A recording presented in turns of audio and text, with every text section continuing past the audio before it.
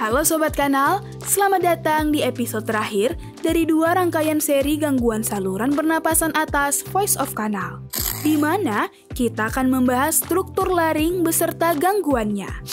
Sebagai sedikit review, saluran nafas atas terdiri dari nasal, faring, dan laring. Laring merupakan sebuah struktur yang dibatasi oleh epiglotis sebagai batas atas dan krikoid sebagai batas bawah. Laring tersusun atas kartilago mayor dan minor, otot-otot intrinsik dan ekstrinsik, dan juga berperan dalam proses pernapasan, menelan, dan bersuara. Laring sendiri dibagi menjadi 3 bagian besar, area supraglotis, glotis, dan subglotis. Berikut ini kami akan membahas secara ringkas 9 gangguan saluran pernafasan atas, khususnya pada laring. Pertama, epiglotitis. Merupakan sebuah gangguan emergensi medis di mana terdapat inflamasi pada epiglotis sehingga terjadi obstruksi saluran pernafasan, peningkatan denyut nadi, retraksi abdomen, dan stridor. Epiglotitis biasanya disebabkan oleh Haemophilus influenza tipe B, tetapi dapat juga disebabkan oleh Streptococcus pneumonia dan Staphylococcus aureus dan Streptococcus pyogenes. Epiglotitis dapat divisualisasi lebih lanjut menggunakan X-ray lateral untuk jaringan lunak, di mana akan terlihat thumb sign. Pasien dengan epiglotitis harus diintubasi jika terdapat obstruksi saluran nafas berat dan disiapkan tracheostomi jika diperlukan. Kedua, laringomalacia merupakan gangguan kongenital di mana terdapat obstruksi saluran nafas akibat kartilago epiglotis yang lemah sehingga epiglotis tertarik ke bawah dan menutup prima glotis saat inspirasi, sehingga menyebabkan stridor dan biasanya remisi dalam 2 tahun. Dalam pemeriksaan laringoskopi, terlihat omega epiglotis. Ketiga, laringitis akut.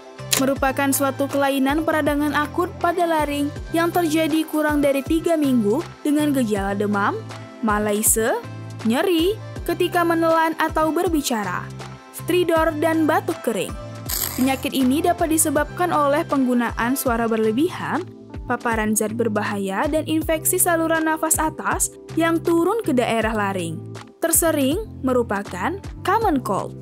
Pada orang dewasa, laringitis akut biasanya terjadi akibat infeksi virus ISPA, merokok, atau laringopharyngeal reflux atau LPR. Dibutuhkan laringoskop direct atau indirect, pemeriksaan darah rutin, dan swab tenggorokan untuk menentukan diagnosis. Tata laksana berupa istirahat berbicara, steam inhalation, analgesik, antiinflamasi, dan antibiotik. Keempat, pseudocrow merupakan suatu penyakit pernapasan akut dan ditandai dengan mukosa yang meradang, bengkak di daerah laring dan pita suara dengan gejala khas berupa dyspnea dari penyempitan visura laring serta batuk serak dan kasar. Biasanya terjadi pada anak 18 bulan hingga 5 tahun pada musim gugur dan dingin. Faktor resiko termasuk infeksi virus dan bakteri, alergi, dan polutan. Dalam pemeriksaan laringoskopi, terlihat stipple sign dan penyempitan subglotik. Kelima, laringopharyngeal reflux atau LPR. Disebabkan oleh reflux asam gaster ke daerah laring sehingga menyebabkan iritasi dan inflamasi kronis dengan gejala batuk, disfonia, dan globus. Penyakit ini dapat diukur dengan Reflux Symptom Index atau RSI, di mana skor lebih dari 13 mengindikasikan LPR. Dapat diukur juga dengan Reflux Finding Score atau RFS, di mana skor lebih dari 7 mengindikasikan LPR. Tata laksananya berupa diet LRP, gaya hidup yang dimodifikasi, pengaturan posisi, PPI, H2 blocker, sucralfate, antasida, dan obat prokinetik. Keenam, massa jinak pita suara. Bisa berupa nodul vokalis, polip vokalis, kista vokalis, papiloma, granuloma, dan lain-lain. Nodul vokalis disebabkan oleh penggunaan suara berlebihan dengan gejala disfonia dan keserakan. Kata laksana nodul vokalis berupa istirahat bicara, medikamentosa, dan operatif. Kista plika vokalis bisa disebabkan karena adanya peradangan berulang ataupun adanya sumbatan pada kelenjar di laring. Polip pada plika vokalis dapat muncul akibat trauma yang berulang pada lokasi yang sama ataupun karena inflamasi kronis. Papilona laring merupakan lesi berbenjol-benjol pada plika vokalis yang diakibatkan oleh HPV dan seringkali rekuren. Ketujuh, karsinoma laring, suatu keganasan pada laring dengan gejala disfonia, dyspnea, dan disfagia. Diagnosis dapat ditegakkan melalui biopsi dari laringoskopi direct, tata laksana berupa radioterapi dan operasi.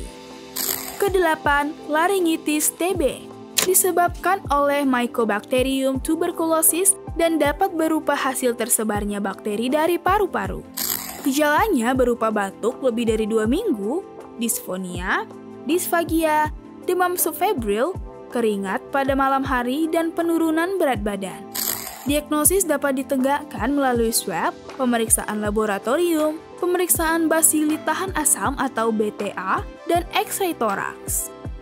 Kesembilan, Reinke's edema, merupakan suatu penyakit degenerasi polipoid dengan pembengkakan pita suara akibat penumpukan cairan atau edema pada lamina propria superficial pita suara atau ruang Reinke.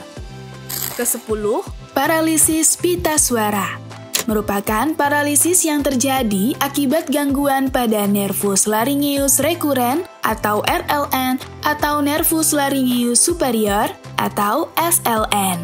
Dapat diklasifikasi menjadi 2 macam paralisis, unilateral atau bilateral dan aduktor atau abduktor.